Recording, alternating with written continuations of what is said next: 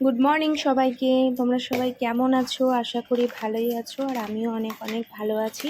তো আমি কবিতা নিয়ে চলে এলাম একটা নতুন ভিডিও। তো দেখতে পাচ্ছ আমি এখানে চা পাতার প্যাকেটটা কাটা হয়নি, তো এটা ঢেলে নিচ্ছি।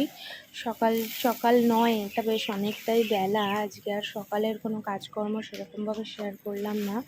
এটা তখন বাজে 8:30। তো দেখো এখানে আমি চা পাতার প্যাকেটটা কেটে নিচ্ছি। কেটে নিয়ে এটা ভরে আলাদা করে রেখে দেবো। আর এই পুরো চা পাতাটা ঢালবো না, পুরোটা ঢাললে না এই কৌটোতে পড়ে টরে যাওয়ার সমস্যা আছে। তো তার জন্য যাই হোক আমি ওইটুকুনি ঢেলে নিই।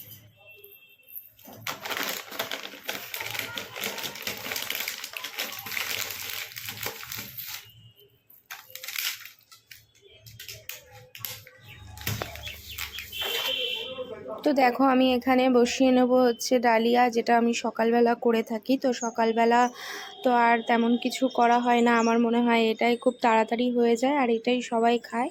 আর আমিও অল্প একটু খেয়ে নিই, কোনো দিন খাই কোনো দিন খায় না, আমার সেইভাবে খুব একটা ভালো লাগে না। তো যাই হোক এখানে দেখো বসিয়ে নিচ্ছি, আর কেটে নিচ্ছি গাজর, বিনস, আর মটরশুঁটি। তো কাটার কিছু নেই, মটরশুঁটি দিয়ে দেবো। আর এই সবজিগুলো দিয়ে, আর সবজি দিয়ে ডালিয়া খেতে খুব ভালো লাগে, এমন না যে ভালো লাগে না। তোমরা যারা খাওনি তো তারা এখন ট্রাই করতে পারো তোমরা। তো ভালোই লাগে আমার। তো আমি প্রথমে খেতাম না, ডালিয়াটা পছন্দই করতাম না, কিন্তু জানতামও না যে ঠিক ডালিয়াটা ঠিক কিভাবে তৈরি হয়। তো এখন যখন আমি করি, এখন শিখে গেছি বানানো, তো বাড়িতে যখন করে খাই তো তখন বেশ ভালোই লাগে। আর মোটামুটি খায় সবাই, আর আমার ছেলেকে ওটা খাইয়ে স্কুলে কদিন ধরে পাঠাচ্ছি। তো দেখো এখানে গিয়ে ডালিয়াটা বসিয়ে দিয়েছি, তো বসিয়ে দিয়ে চলে যাব অন্য কাজে। তো দেখো এখানে এক বালতি জামা কাপড় কেচে নিয়েছিলাম, তো কাচাটা আর শেয়ার করলাম না। তো জামা কাপড়গুলো কেচে নিয়ে এখন চলে আসছি ছাদে মেলবো বলে। তো জামা কাপড় মোটামুটি আমার এইরকমই হয়, এক বালতি হয়, কোনো দিন বেশিও হয়, তবু আজকে একটু কমই বেরিয়েছে। আর শীতের জামা কাপড় বুঝতেই পারছো, শীতে একটু বেশি জামা কাপড় হয়। তো এগুলো রেগুলার জামা কাপড়, আর এগুলো যেগুলো তুললাম চেয়ারের উপর রাখলাম, ওগুলো আগের দিনের। কারণ আমার ছাদে বেশি খুব একটা রোদ পড়ে না, ওই সকালের দিকেই যদি খুব সকাল সকাল করে কেচে ধুয়ে মেলে দিই তাহলে শুকিয়ে যায়, আর তা না হলে অনেকটা সময় লাগে, পরের দিন আবার শুকোতে হয়। তো দেখো কথা বলতে বলতে কাজগুলো করে নিচ্ছি। আর এখনও পর্যন্ত আমার অনেক কাজ বাকি আছে, রান্না বান্না, সবজি কাটা, সব কিছুই বাকি আছে। তো আমি ভাবলাম আগে জামা কাপড়গুলো কেচে মেলে নিই, কারণ তো ওই বললাম শুকোবে না, তার জন্য। আর দেখো এখানে যে জামা কাপড়গুলো মেলা হয়ে গেছে। তো দেখো এখানে জামা কাপড়গুলো মেলে দিয়েছি, যে এখানে মেলেছি। আর এখানে এই যে বেডশিটটা এখানে মেললাম।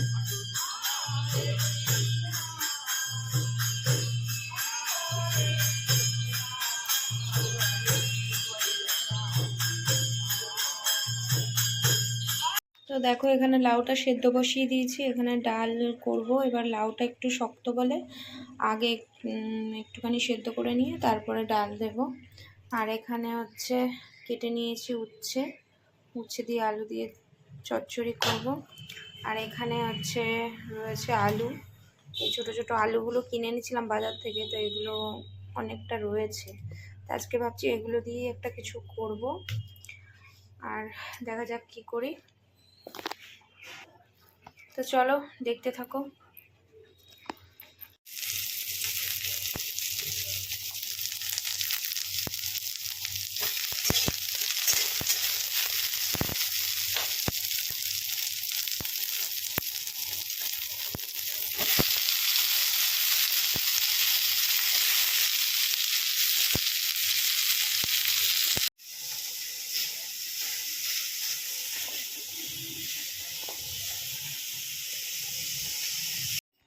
তো দেখো এখানে এই যে মসুর ডালটাও ভিজিয়ে নিয়েছি, তো এটা ভিজিয়ে রেখেছি, এটা দিয়ে আজকে আলু দিয়ে তরকারি করব। তো দেখলে ওখানে মসুর ডালটা ভিজিয়ে নিয়েছি, তরকারি করব বলে মসুর ডাল দিয়ে, আর মানে মসুর ডাল বাটা দিয়ে, আর হচ্ছে বড়া বানাবো, ওটাকে বড়া বানিয়ে তরকারি করব। তো আজকে বৃহস্পতিবার, তো সেরকমভাবে মাছ আনতে বলেছিল, কিন্তু আমি বললাম যে থাক, আবার একটু বাইরে যাবার ছিল ওর জন্য আমি বারণ করেছিলাম। তো যাই হোক, এখানে হচ্ছে মসুর ডালটা দেখো বেটে নিয়েছি মিক্সিতে। শিলনোড়া আমার আছে, কিন্তু শিলনোড়ায় আমি বাটি না, খুব কমই বাটি, মিক্সিতেই করা হয়। আর ওই 2-3 জনের রান্নাবান্না কি বাবা শিলনোড়ায় বাটবো। তো যাই হোক, এখানে হচ্ছে দেখো কড়াইতে তেল দিয়ে দিয়েছি, আর এটাকে ডালের মধ্যে আমি দিয়ে দিয়েছিলাম কাঁচা লঙ্কা আর হচ্ছে নুন হলুদ সব একসঙ্গে মিক্সিতে দিয়ে ভালো করে ওটাকে মিক্স করে নিয়েছি। আর দেখো এটাকে না ভালো করে ফেটাতে হবে, ফেটিয়ে নিয়ে বড়াটা বানালে বড়াটা বেশ ভালো ফোলে। আর দেখো বলতে বলতে আমার এটা ফেটানো হয়ে গেছে। তো আমি এখন করে নেব হচ্ছে গিয়ে বড়ার তরকারি। উচ্ছে আলু চচ্চড়িটা হয়েই গেছে। তো দেখো নিয়ে নিয়েছি কড়াইতে তেল, আর এই তেলটা ওই কড়াইতেই করছি। উচ্ছে আলু চচ্চড়ির কড়াটা একটু ধুয়ে নিয়ে ওর মধ্যেই হচ্ছে আমি বড়াটা ভাজছি। আর এখানে এই যে এই বড়াগুলো যত ছোট ছোট করে বানাবে তত খেতে ভালো লাগে, বেশ বেশ ঝোলটা ঢোকে ওর মধ্যে, বেশ খেতে ভালোই লাগে।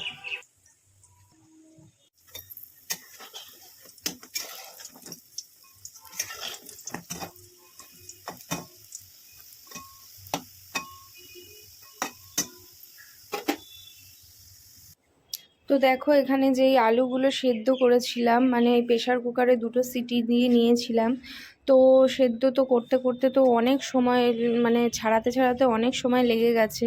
তো এদিকে আমি পেছন ফিরে ছাড়াচ্ছিলাম, আর ওদিকে দেখেছো বড়াগুলো পুড়ে একদম ঝাঁঝরা হয়ে গেছে। জানি না কি ভাবছিলাম, কি ভাবতে ভাবতে ছাড়াচ্ছিলাম, আমার একদম মানে মাথাতেই নেই যে বড়াটা মানে বসিয়েছি, একদম মানে বাড়িয়ে দিয়েছি গ্যাসটা, কি জানি। যাই হোক, দেখো এখানে লাল লাল করে আলুগুলো ভেজে নিয়েছি।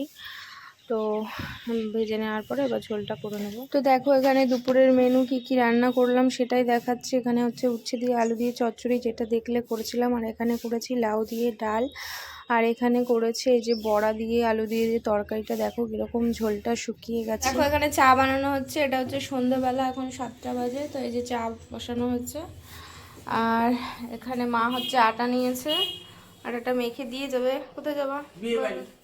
বিয়ে বাড়ির নেমন্তন্ন আছে, যাবে। তো চলো আমরা চা খেয়ে নিই। তো দেখো এখানে একটা পেঁয়াজি এনেছিল, তো পেঁয়াজিটা ঠান্ডা হয়ে গেছিলো, তো সেটাই আবার আমি গরম করে নিচ্ছি। আর এটা চলে এলাম রাতের খাবার নিয়ে। তো দেখো এখানে এই বড়ার মানে এই তরকারিটা, চা খাওয়া হয়ে গেছে। তো চা খাওয়ার পরে অনেকক্ষণ পরেই চলে এলাম এখানে গরম জল বসিয়েছি। তো গরম জলটা কেন বসিয়েছি বলি, এখানে এই যে তরকারিটা হচ্ছে বেঁচে গেছে, তো এই তরকারিটার মধ্যে ঝোলটা দেখছো নেই, শুকিয়ে গেছে। তো গরম জলটা এটা ফুটিয়ে ভালো করে এটা দিয়ে একটা ঝোল বানাবো। আর হচ্ছে এখানটা আটা মাখা আছে, খুলছে না, যাই হোক এর মধ্যে আটা মাখা আছে, তো এটা রুটিটা বানাবো। তো চলো এবার একটু জামা কাপড় গোছানো আছে, তো সেগুলো গুছিয়ে নিই, তো তারপরে